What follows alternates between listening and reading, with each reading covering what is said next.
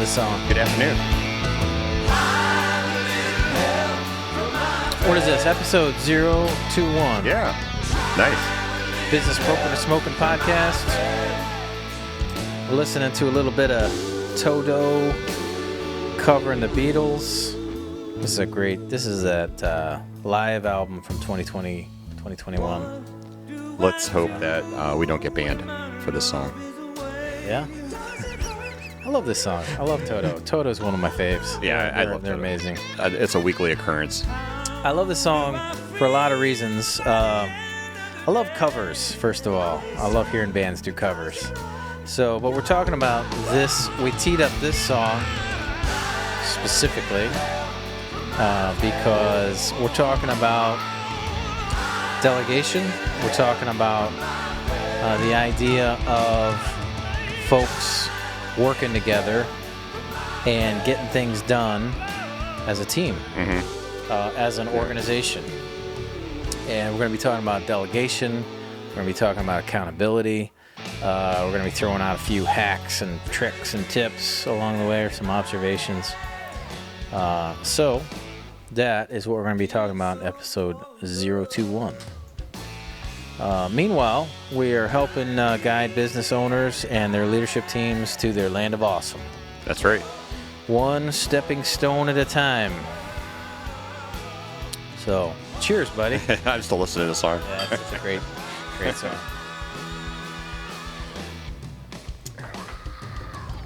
The performance on this song is so good. I mean, they're playing this all together in one take. At the very end, you hear them talking. And it's just, they put them all together, hit record, and went. And that's so hard to do. And we're listening to another recording of this by another artist. That's right. And this recording actually sounds better. They crushed it. Yeah. They crushed it. Man, this is good. So, where you at in the book, by the way? Oh, dude. Chapter 18. Yeah? Yeah. You got a few more in? Okay. Yeah, except good. most of the first half of chapter 18, I can't remember what it was about. Yeah. Were you driving? Yeah. You're drooling? Yeah, I'm driving. And You're I get like halfway to where I'm going. I'm like, wait, so what happened? Last half of chapter 17, I had to listen to it 3 times. Oh. Because I kept realizing I wasn't listening. Yeah. I was totally tuning it out. So I have to stop doing that because I'm never going to get through the book. Yeah. But it's at the point where McClellan is sent back to Washington to take over the troops in Washington, D.C. So it's, and there's a lot of murmuring. Yes. Because they all know that McClellan is slow to action. Yes. Yeah. And that was the opposite side keeps taking advantage of it. Yes. Yeah. That's a great example of something that Lincoln, well, I've noticed, and others have noticed, and I've seen this, I guess I would say anecdotally with clients, that people are good at a couple things. Great leaders are good at one or two things. Mm-hmm. Yeah. And they kind of basically stink at everything else, or they're not so good at, they're okay at some things, and then they're not so good at just about everything else. That's pretty much everybody. Yeah, and so to focus, to get to figure out, well, what is it I'm really good at, and really focus on that, and really dump a bunch of juice on that right there. Most of us don't figure that out. No, and it's sad. To be honest. And that ties into our conversation today. I'm glad you brought up McClellan. Yeah. Because that was one of my takeaways about Lincoln and about McClellan is Lincoln refused to hold McClellan accountable to his role, and it was really clear to everybody, including Lincoln, that McClellan was a prima donna, that he just wanted to be important. Well, when he got reassigned back to Washington, he made a big to-do about it to his wife, I think, in a letter. And they read some of that letter, and oh my gosh. Yeah, and yet he didn't do any fighting. It's like, dude, we hired you to fight the other guys, and he wouldn't do it. I don't understand why he dragged his feet. Well, making decisions like that. Was it he just didn't want to make the decision, or? Well, so I think that's one of the. I think that's one of the mistakes people make around accountability, is they try to figure out why people aren't doing it. I think it's waste. I think it's a waste of time. I think it's a rabbit trail, actually. Because that doesn't solve the situation. Yeah. I mean, at the end of the day, if you're putting somebody in a seat, you need to be pretty sure they can do it in the first place, right? Right. And so, for example, hiring a general to run all the armies, like, hey, you're going to be able to do this, right? Like, if you know what your job is, right? It's going to, like, I love Patton. You know, you've heard me say this before, but he had that big speech where he's like, men, I know you're here because you're willing to die for your country, but the goal is to make the other guy die for his. Yeah. You know? And I was like, oh, thanks for clearing that up, General. You know? And it's really simple, but very direct. Very simple. And it's like, buddy, hey, McClellan, hey, buddy, like, you're not doing your job. Like, you're dressing up real nice, and you got these big parades and lots of fancy uniforms for all your guys and hundreds of thousands of troops stomping around. But, buddy, we need you to go fight the guys with the gray coats. Go fight them, you know? And he just wouldn't do it. And he was offended that anybody would criticize him. I think that's a red flag. Yeah. Offense? Mm-hmm. Yeah. Well, so that's what we're talking about today is seats, accountability, ownership. How do you do that as a business owner? How, you know, and it is the toughest, I think, the toughest role for a leader is to identify seats or identify roles. That, all right, here's this role and this role and this role and that role, and we're going to put you in this one and you in this one and you in that one, and here's how we're going to do this. And then, hey, are we doing it okay? And like following up. It's really tough. I see a lot of folks really struggle with this. It's not that complicated. It's just real gutsy. I mean, you've got to be pretty gutsy to do it well. So essentially, you got to start off with, and we're talking about delegation, okay? So I've got this, sorry, I got a cough button or whatever you call it. Well, I have a mute here, but I never catch it in time. Yeah. So should I edit that out? Or I don't know. No, just leave it in there.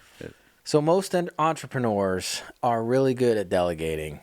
They just delegate the wrong direction, which means they end up doing everybody else's work. Yeah, you caught me off guard when we were talking about this earlier. I was like, huh? What? Yeah. Huh? Well, and you'd ask me, like, why do they end up there? Why does that feel normal?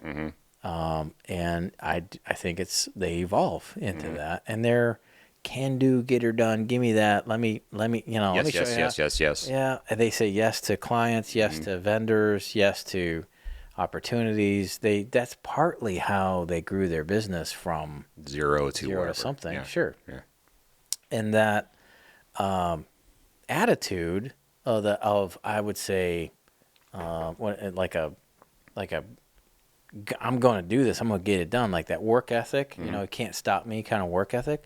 There's nothing wrong with that. That's great. That's actually vital in any of this kind of work. But it gets misplaced, you know, and they just go around and do everything that's undone instead of going, wait a second, I hired somebody to do this.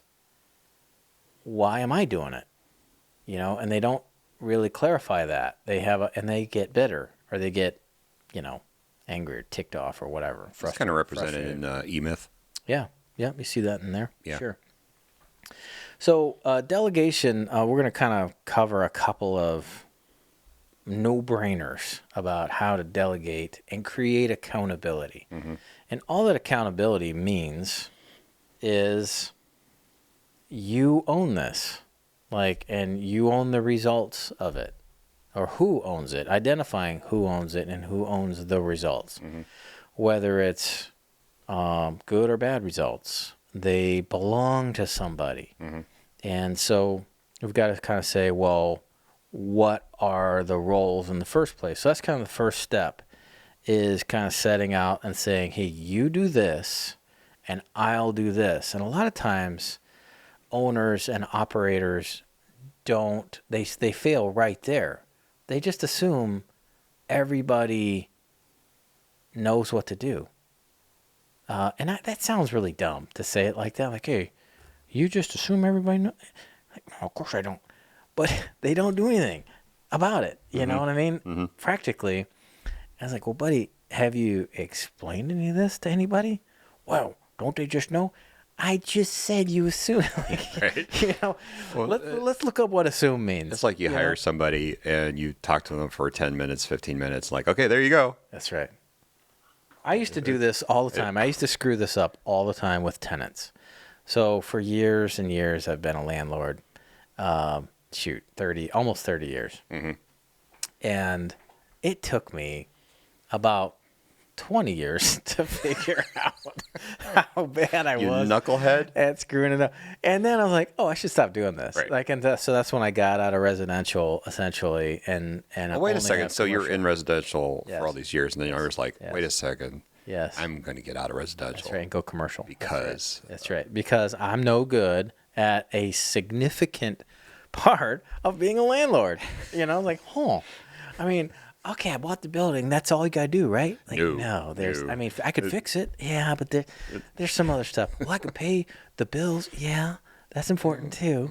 But there's this thorny issue called the tenant. I was going to say people. Yeah, people. It's a big deal. Yeah. Now, so what I would do is this person would come along, answer my ad or whatever, and they'd come along, and I'd look at them and I'd think, oh, I get their story. They need this place, and I've got it here for them, and they're going to take really good care of them. Look at them. Look how nice they are, or whatever. And I would just, like, read into it, and I think, oh, they see this property the way I see it. And they respect it. They respect all my hard work. You know, and they're looking at this kitchen and this bathroom and this thing I remodeled, and they're like, yeah, this is really cool. And I'm explaining to them, hey, here's how hard I worked to get this to this place. And I'm just assuming they're going to treat it the way I did. And then I'm also assuming they've treated every other place they've been the way I would. I feel like this is going to go in a bad direction. Right? And then about 3 months later, I'm like, hey, how come you're not paying the rent? And hey, how come there's a big hole in the, right. You know, and hey, what's that dog that you're not supposed to have? And hey, what's that smell coming out of the, oh, it's just, and it would go bad. And then, you know, but I wouldn't learn, you know, I'd keep assuming that they understood, you know, what I needed or what they needed. I mean, it just wasn't clear. So that's the first step, is really to say, all right, here's my job and here's your job. And I would start, so eventually I got into a much bigger situation where there were 72 units.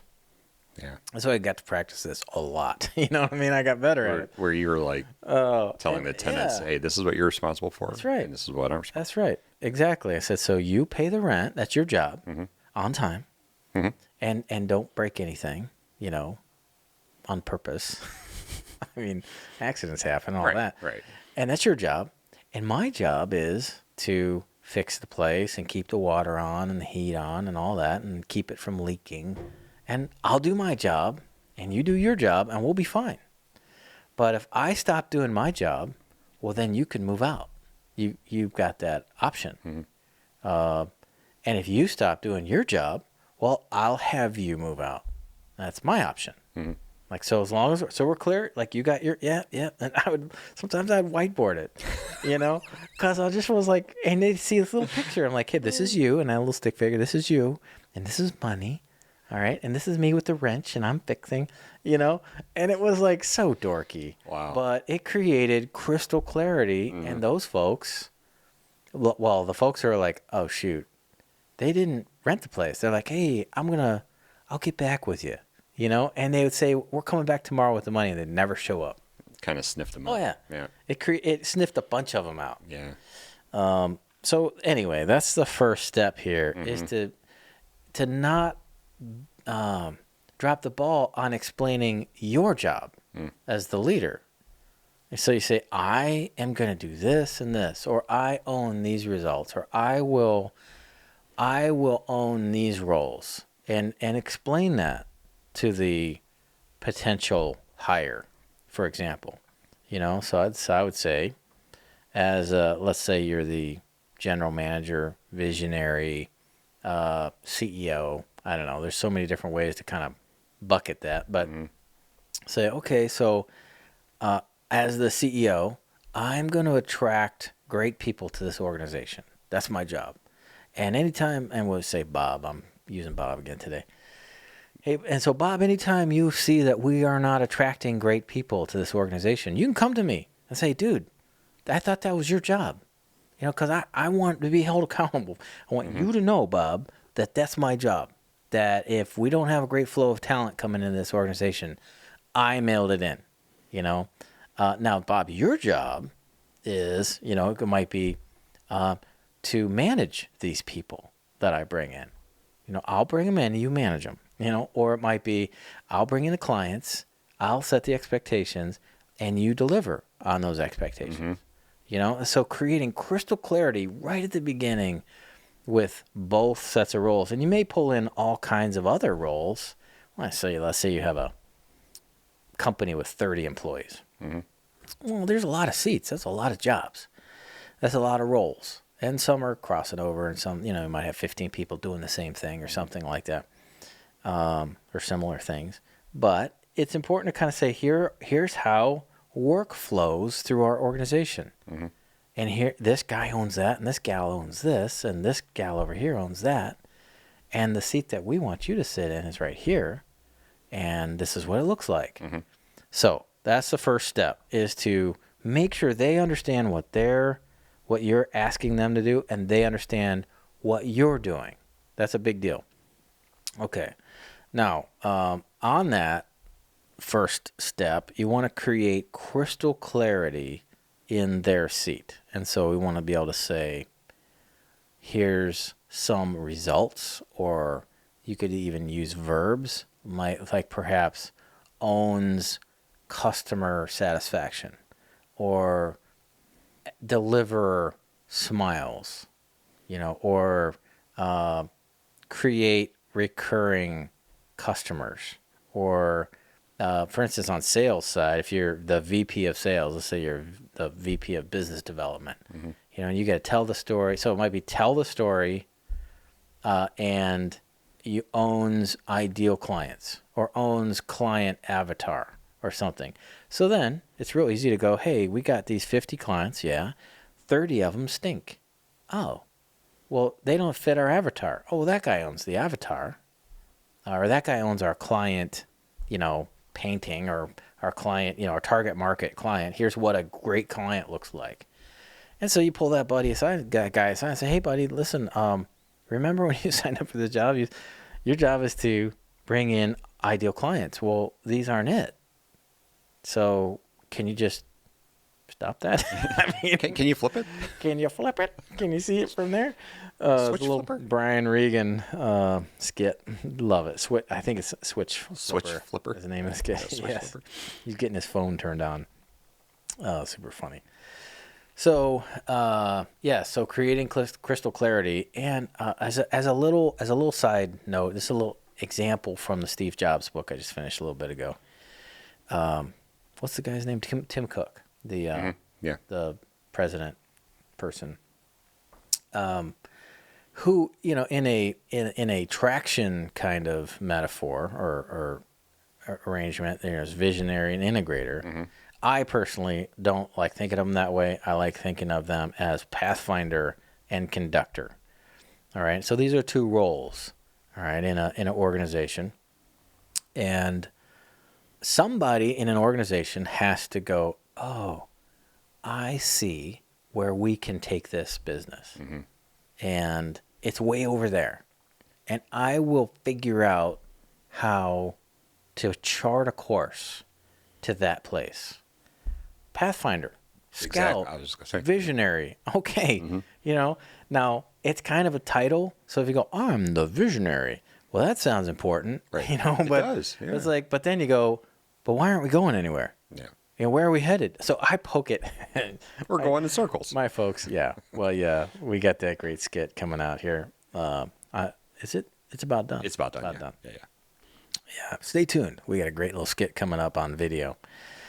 But the visionary, so I poke at future or current clients and say, hey, Visionary. Yeah. Where are we going? And just ask them. And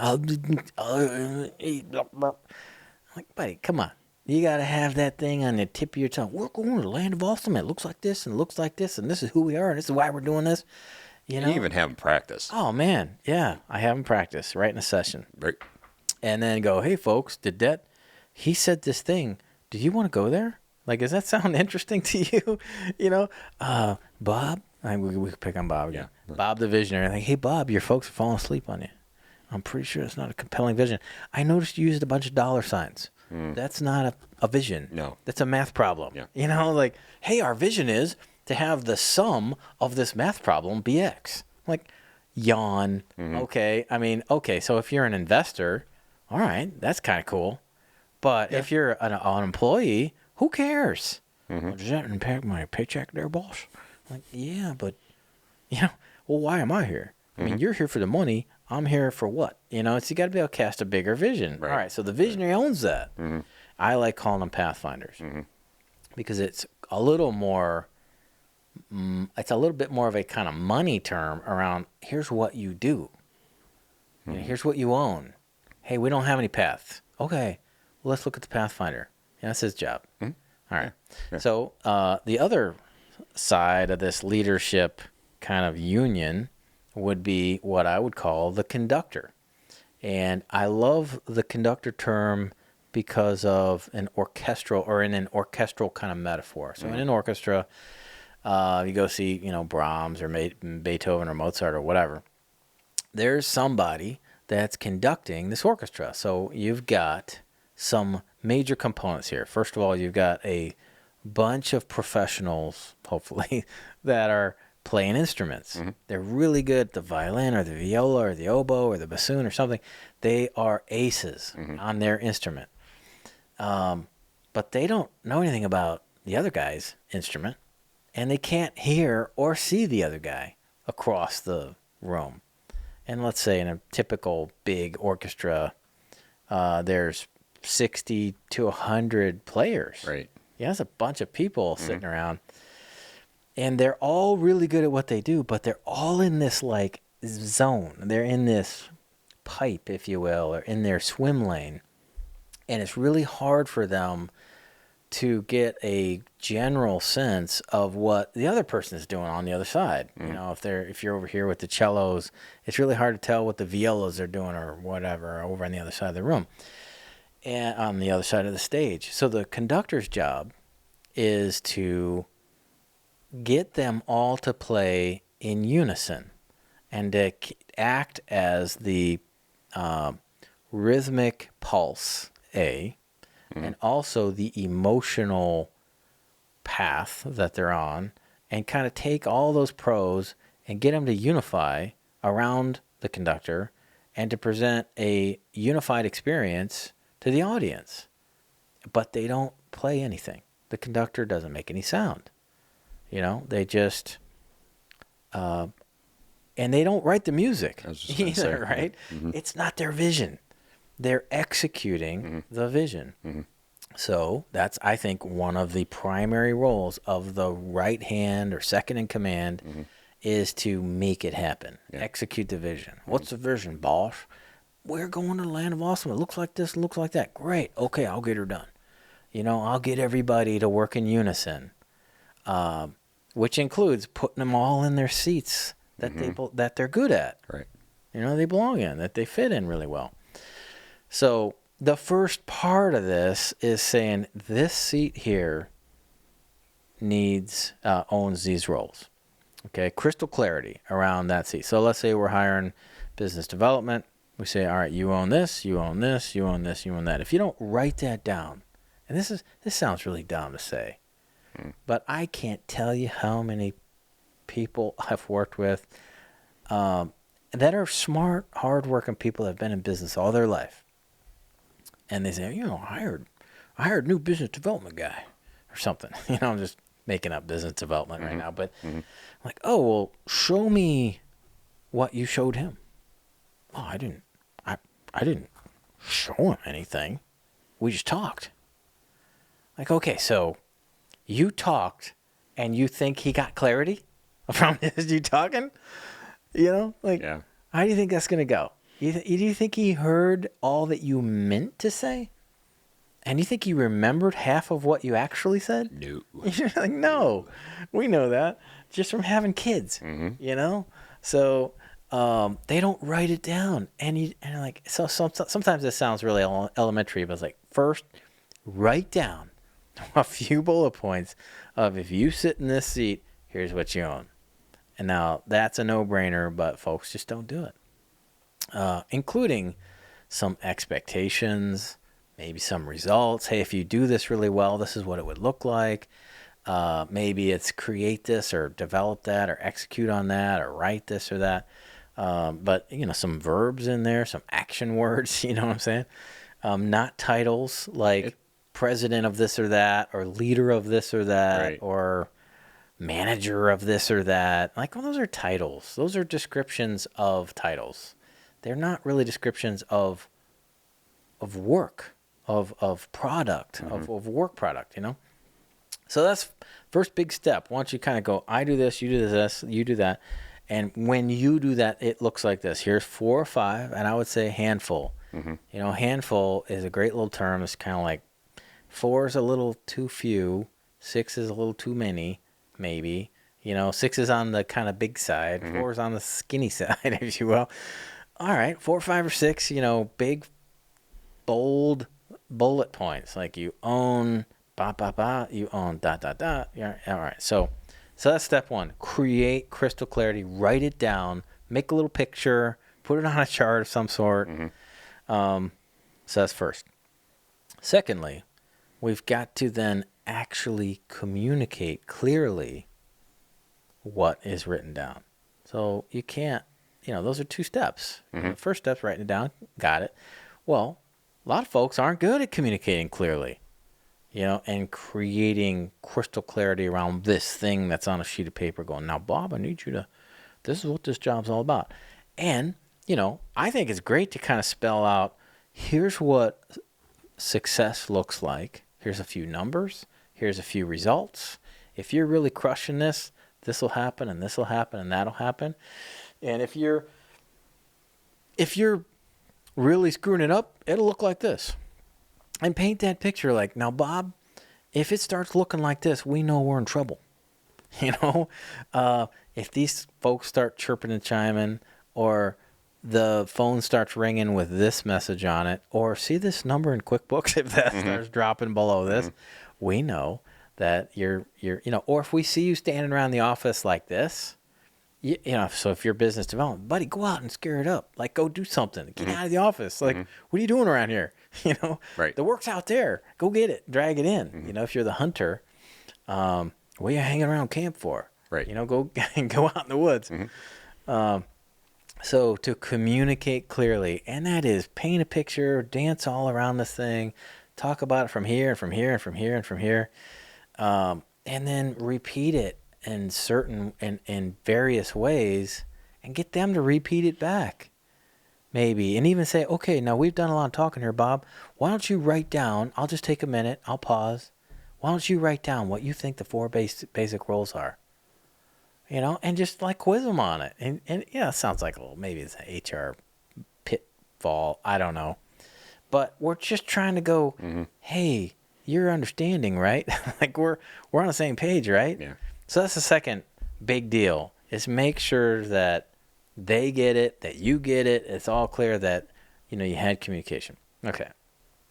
And then the third step is to actually put somebody in there that's good at it. Now, how you can tell if they're good at it? You know, that is one of the low-hanging fruit areas.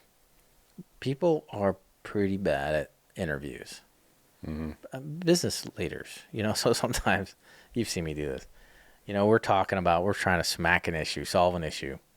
And the issue is always somebody, right? Usually. And so finally, often at some point, I'll say, you know, how about if we just, who hired this person?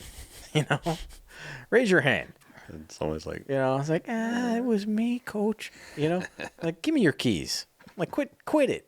Quit hiring people. Like, guys, this is like the 5th guy he hired that was a bozo, or something.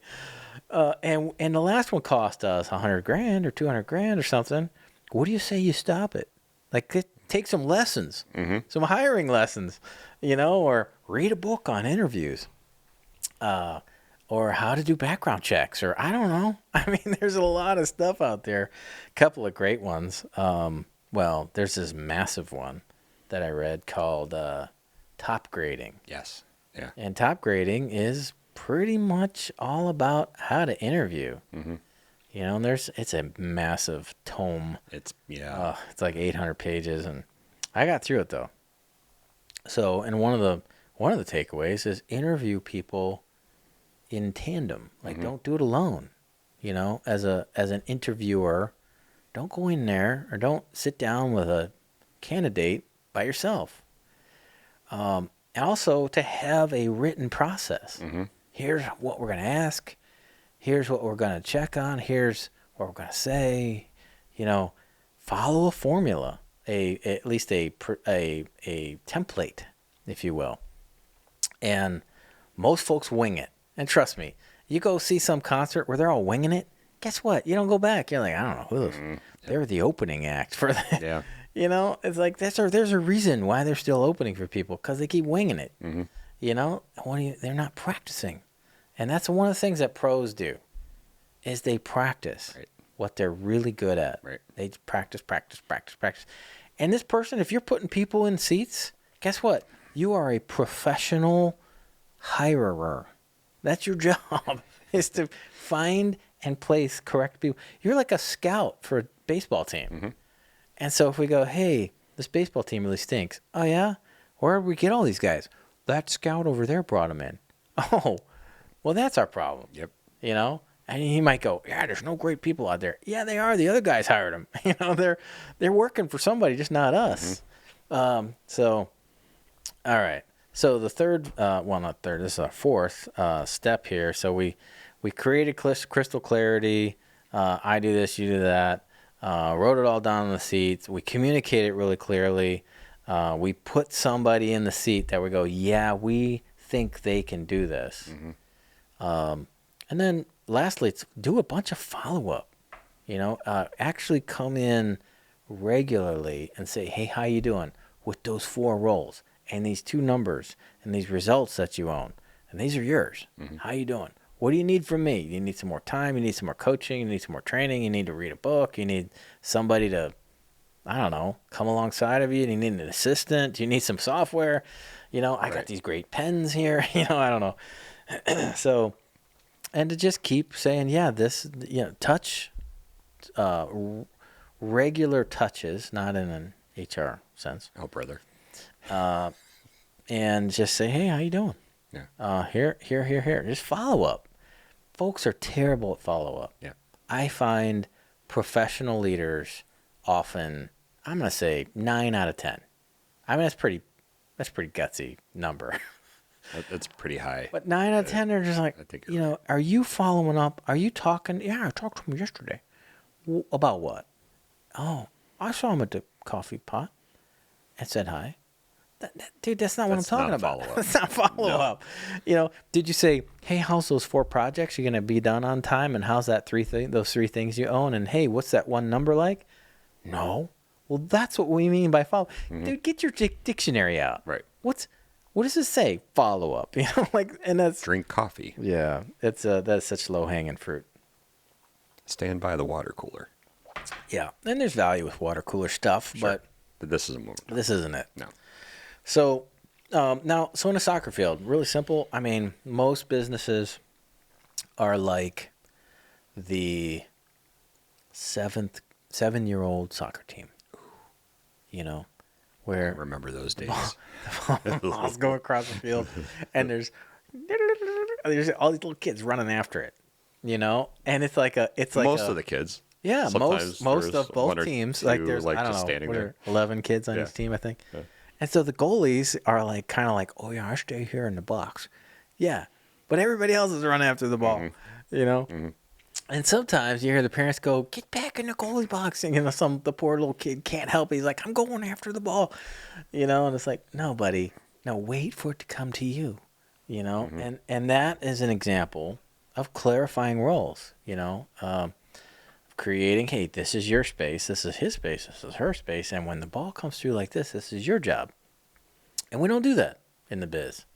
It is as simple as it sounds. So I would challenge, I challenge you listeners, I challenge my clients to really dig deep and figure out how to clarify these roles, clarify what you do, what they do, write it down, repeat it, paint a picture of it, put a person in the seat that you're saying, I'm pretty darn sure they're going to be able to crush this. And then follow up with them regularly, give them what they need, but get out of their way. Yes. Don't do it for them. That's delegation the wrong way. You know, delegating is going, here's what I need you to do. Don't bother me with, you know, your job. There's a great book. I haven't read it. I've heard a bunch of good things about it, called the 1 Minute Manager and the Monkey or something. Yeah, 1 Minute Manager is one. Yeah. And the guy, he's like, basically folks come into your office and they have this like monkey on their shoulder. And then just the manager's kind of like, hey, when you leave, take your monkey with you. Like, I don't leave it on my desk. Like, that's not mine. That's yours. Now, you can't do that if you don't have crystal clarity. Right. And you got to say, this whole set of stuff is yours. If you need my help, come ask me, but I'm not going to do your job for you. I hired you to do it. Right. And if I'm doing your job, guess what? I'm not doing mine. And as a leader, if you're not doing your job, guess what? We're going around a big dang circle, you know? Yeah. So, and we've got that great skit about the Vikings. Hey, stay tuned. Yeah, we're going in circles. So there you go. A little bit of pep talk, if you will, around delegation. Very good. So, all right. So I think that's a wrap. We just wanted to do it down and dirty. Nice little episode here. Episode 021. We got some great content in other podcasts as well. If you'd like me to come speak at your event, or if you'd like to do a workshop of some sort here at Lodestone True North in Cuyahoga Falls, Ohio, let us know. We're really good at that sort of thing. Otherwise, we will see you on 22. Good job there, bud. Give us some more of that music. Oh, yeah, sure. Got a second? Okay. There we go.